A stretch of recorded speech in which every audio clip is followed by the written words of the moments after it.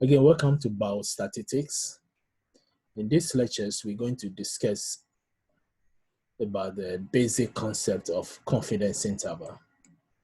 Our main objective is to go through estimation, and we have two types of estimation, the point estimation and also the interval estimation. Also, the confidence interval for population mu when the standard deviation is known. Also, the sample size requirements, relationship between hypothesis testing and confidence intervals. So, introduction to estimation. Here we say we have two forms of estimation. The point estimation is a single best estimate of a parameter. So an example would be the sample mean is the point estimate for population mean. An interval estimation will be a surrounding the point estimate with a margin of error to create a range of values that will seek to capture the parameter. And that we will call the confidence interval.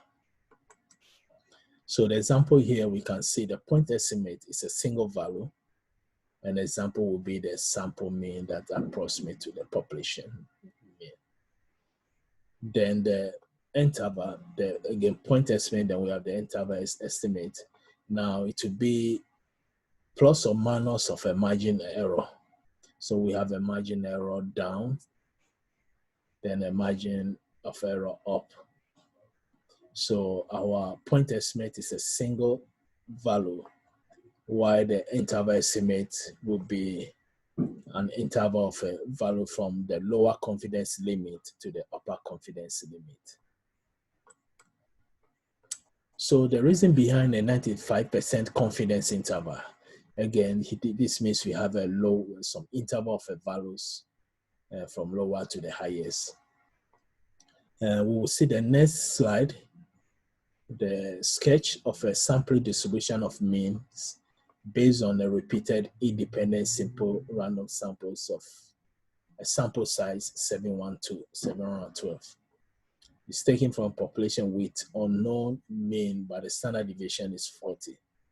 Each sample will derive a different point of estimate and 95% confidence interval. We mentioned about this when we were doing the sample distribution of mean.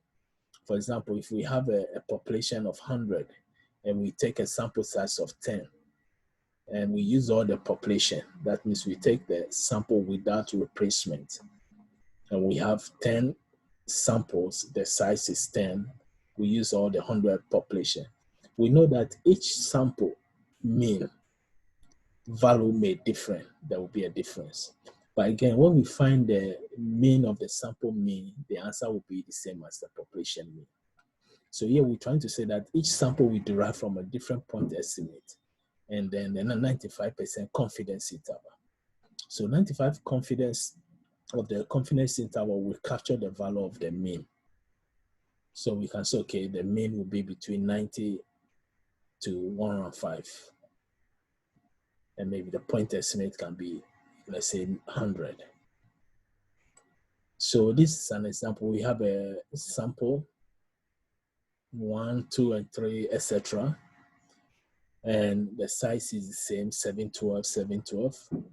So here we're going to calculate the 95% confidence interval, which will be our approximate estimate range or interval.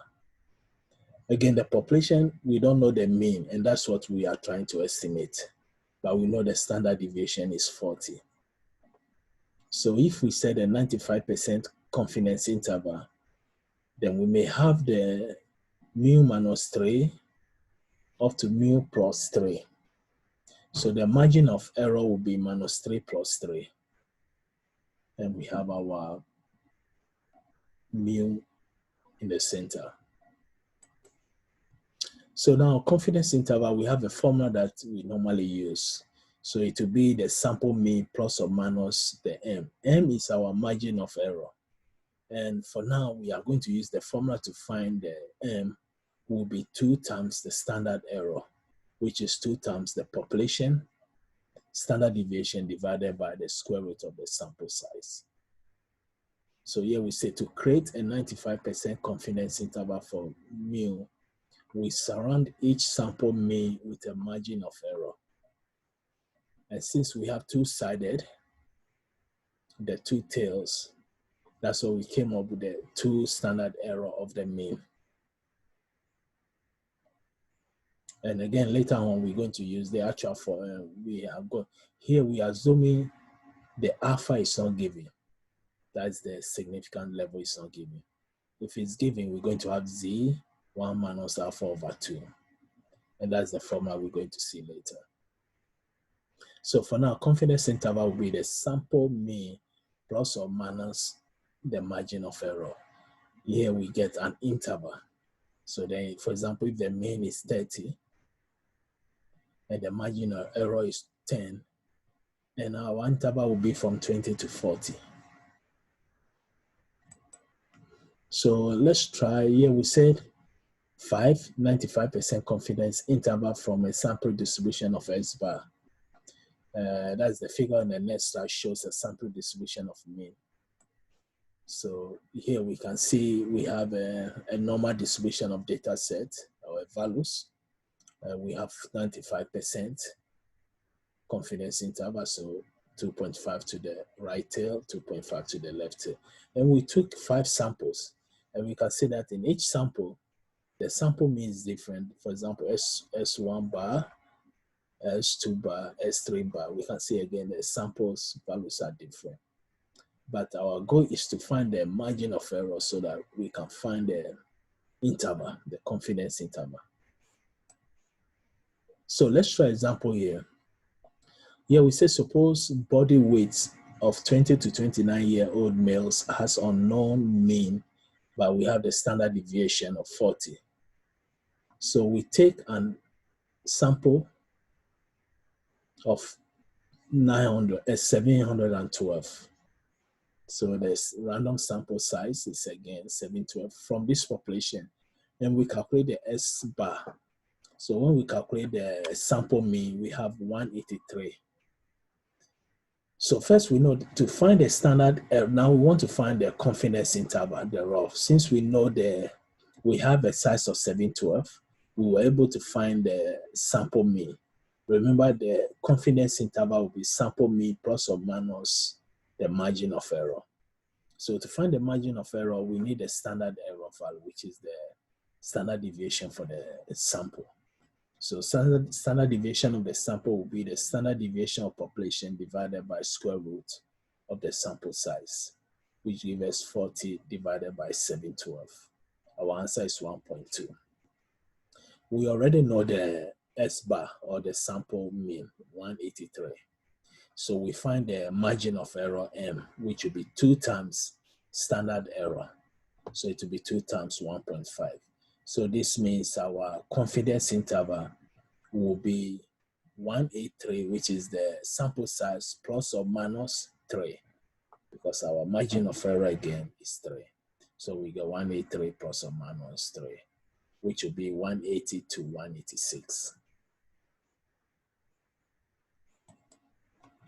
Now we can find the confidence interval formula. Instead of saying the margin of error is 2 times standard error, we can see that the margin of error M is the Z1 plus alpha over 2. This is if the significance level is given. If it's not given, then we use 2 times the standard error. Again, we know the standard error is the population over square root of the sample size.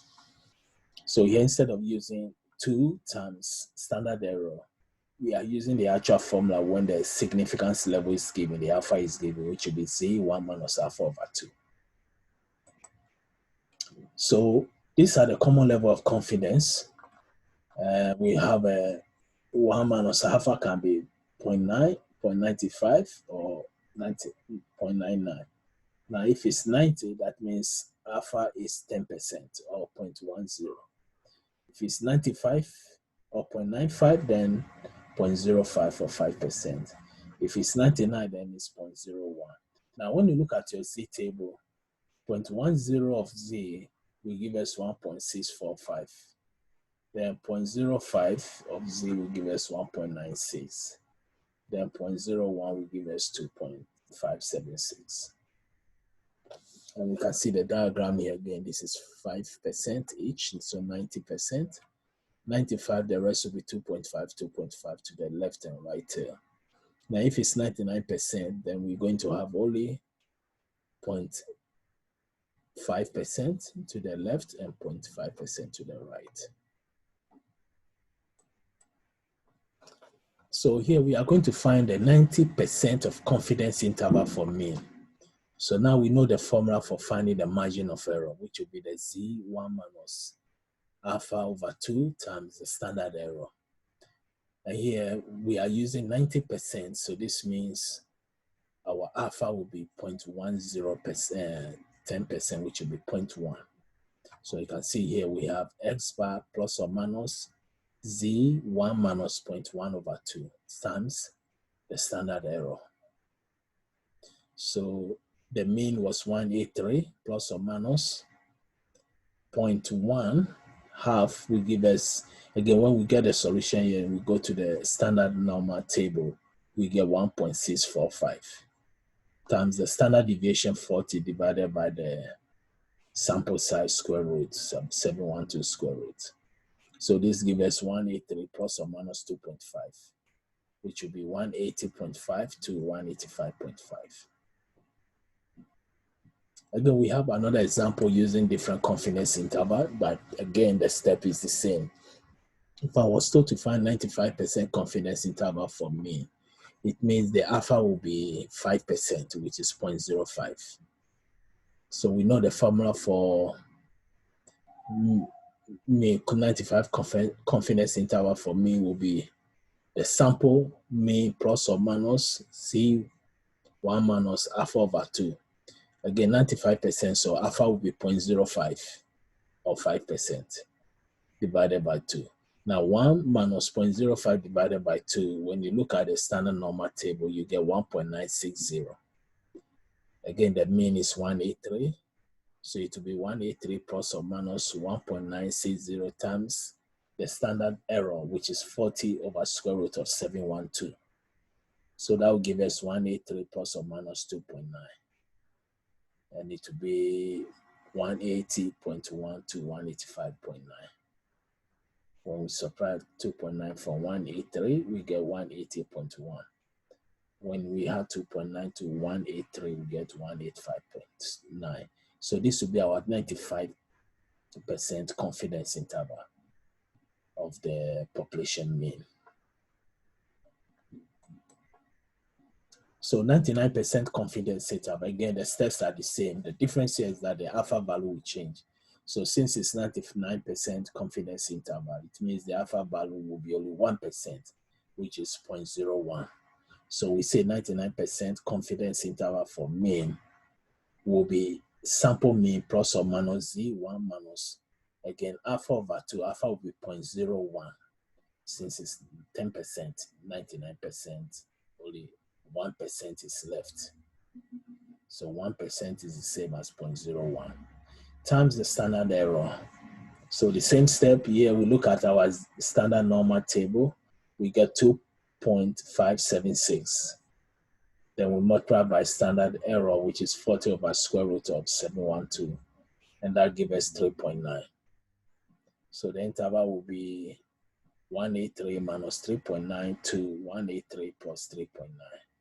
And that gives us 179.1 to 186.9. So confidence level and also the confidence interval length. Here we say the confidence level cos our confidence interval length. So we have a confidence level 90%. We saw the answer was 180.5 to 185.5. Now we have the UCL means the upper confidence level and LCL means the lower. So we can get 185.5 will be our upper side and 180.5 will be our lower. The second one we have 180.1 to 185.9. So our higher side will be 185.9 minus the lower part, 180.9. And this will give us the confidence interval length.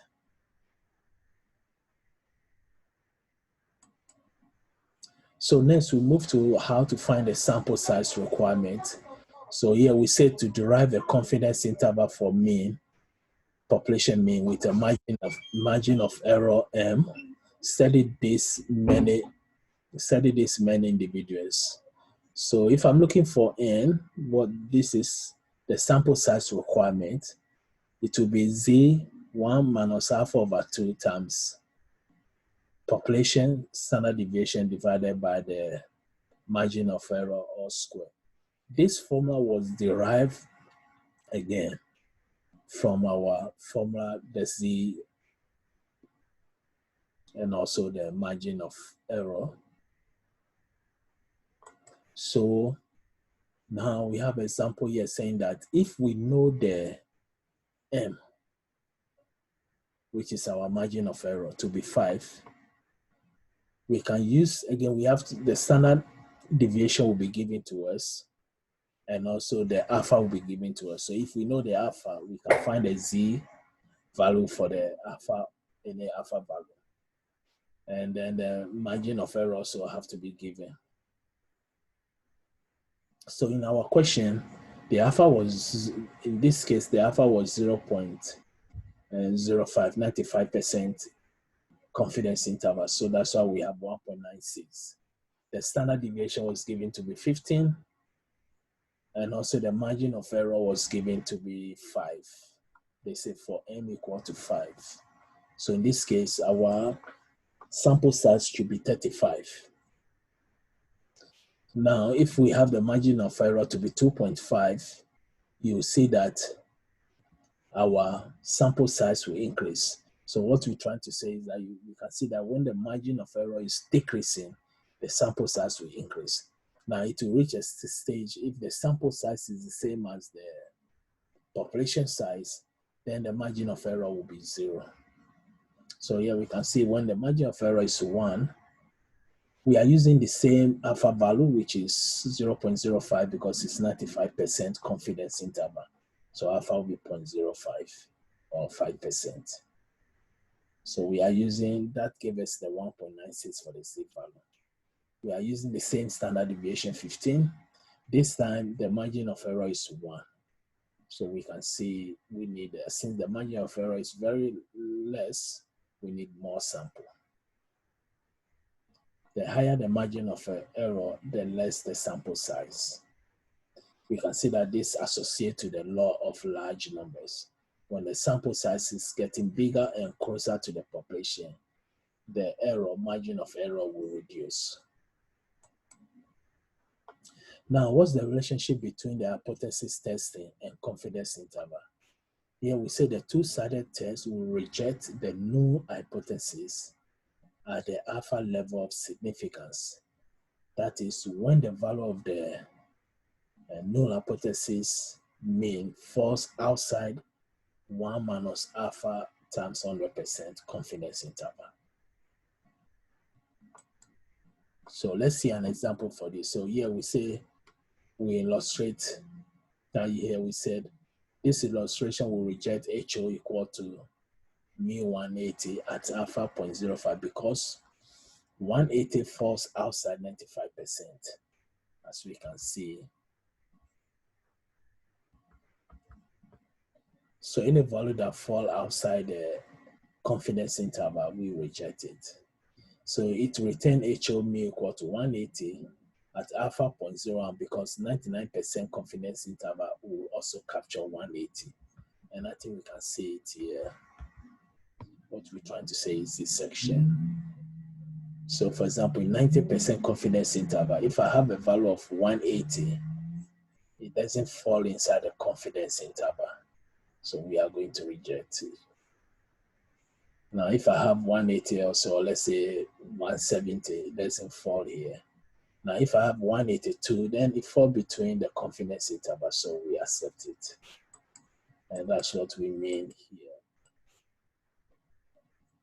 So we say that we're going to reject HO if the mu is 180 at alpha 0.05 because 180 falls, we start with 180.3 or 5.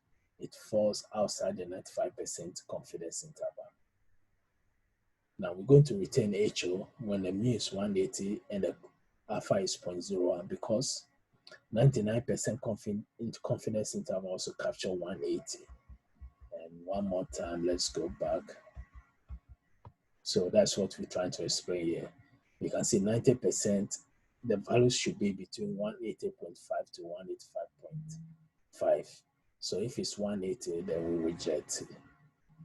Here 180.1 to 185.9. So if it's 181, 182, we accept. If it's 180 or 175, we reject.